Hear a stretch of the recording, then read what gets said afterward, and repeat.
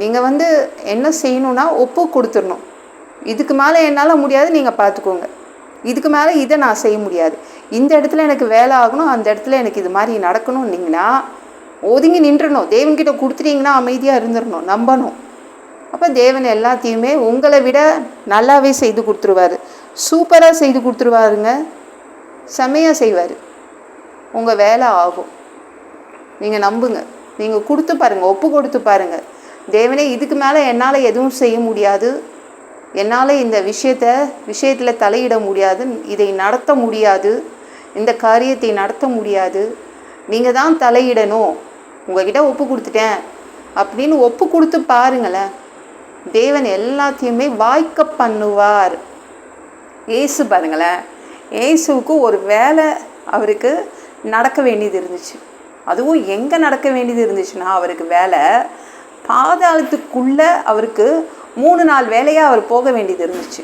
ஆனால் எல்லாரும் என்ன சொன்னாங்க, இந்த உலகமே சொல்லிச்சு, பாதாளத்துக்குள்ளே ஒரு மனிதனாக போனால் திரும்பி வர முடியாது, அப்படி தான் இந்த உலகம் சொல்லிச்சு. ஆனால் இயேசு தைரியமாக இருந்தார். 3 நாள் வேலை எனக்கு பாதாளத்துக்குள்ளே இருக்குது, நான் அதை செய்து முடிச்சுட்டு வெளியில் வந்துடுவேன். என்ன பண்ணார் பாருங்க, உஷாராக என்ன பண்ணார் பாருங்களேன்.